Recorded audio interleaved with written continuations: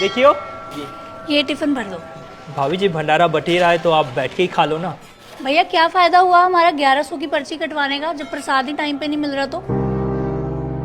जब पर्ची कटवाने आते हो तब तो बड़े प्यार से बात करते हो आप लोग, अब प्रसाद देने के टाइम पे नखरे कर रहे हो।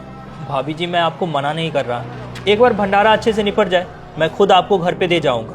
अब यहाँ कुछ कम हो गया तो दिक्कत हो जाएगी। वो ठेका ना भैया हमारा नहीं है, हमने आपको पूरे पैसे दिए थे ना, तो लो भरो टिफिन। अरे भैया खाने का भी ना कोई टाइम होता है, ये भंडारा तो शाम तक चलने वाला है, तब तक क्या मैं यहीं बैठी रहूं? इस चक्कर में मैंने घर पे भी खाना नहीं बनाया, घर पे सारे लोग ना भूखे बैठे हुए हैं। अरे भाभी जी, तो सबको यहीं बुला लो ना, यहाँ बैठ के खाएंगे तो अच्छा भी लगेगा। आपको लगता है हम इनके साथ बैठ के भंडारा खाएंगे? भैया आप ना रहने दो, नहीं देना प्रसाद ना तो कोई बात नहीं, आज के बाद ना आ मत जाना पर्ची कटवाने घर पे। भाई इतने गुस्से में क्यों चली गई वो? टिफिन भरवाने आई थी, आपको तो पता ही है यहाँ सब्जी कम हो जाएगी तो इतनी जल्दी बनेगी नहीं। मैंने कहा यहीं बैठ के खा लो, तो कहती है कि पर्ची मैंने इसलिए नहीं कटवाई कि यहाँ बैठ के खाओ इन सब के साथ। बहुत गुस्से होके गई है, कहती है कि अगली बार से पर्ची मत कटवाने आना। भंडारे की कितने की पर्ची थी आपकी? 1100 की। ये लो भाई साहब 1100 का प्रसाद। पर आप ये मुझे क्यों दे रहे हो? भाई साहब आपने 1100 की पर्ची कटाई है तो आपको ही दूंगा ना। पर मैंने तो पर्ची भंडारे के लिए कटवाई थी ताकि लोगों का भला हो सके। भाई साहब लोगों का भला तो होता रहेगा, आपका जरूरी है, आपने पैसे जो दिए थे। लेकिन अगर 1100 का प्रसाद मुझे ही दे दोगे तो मेरे दान करने का क्या फायदा हुआ? अब ये चीज़ तो भाई साहब आपको भाभी जी को समझानी चाहिए ना। माफ़ करना भाई साहब, आगे से आपके यहाँ भंडारे के लिए पर्ची कटवाने नहीं आएंगे। कुछ ऊंच नीच बोला हो तो माफ़ कर।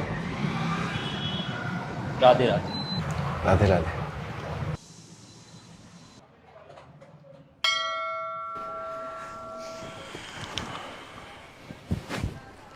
हम यहाँ क्यों आए? तुझे पता है भंडारा क्यों लगाया जाता है? ताकि सब तरह के लोग यहाँ बैठ के इकट्ठे होकर खाना खा सकें। सुन, उस लड़की को देख, देख कितना खुश है। पता नहीं कितने दिनों बाद आज उसे ढंग का खाना मिला होगा। तुझे पता है भंडारे का असली मतलब क्या होता है? कि यहाँ जात पात धर्म समाज कुछ नहीं देखा जाता, देखा जाता है तो बस दान देने वाले की नीयत। और पता है हिंदू धर्म में सबसे बड़ा दान क्या है? अन्नदान। और मुझे लगता है कि हम बहुत खुशकिस्मत हैं कि भगवान ने हमें इस लायक बनाया कि हम दान कर सकें।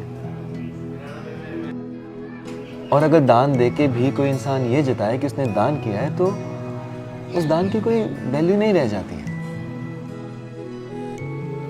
तो इसलिए असली दान वही है जो ना बताया जाए ना जताया जाए।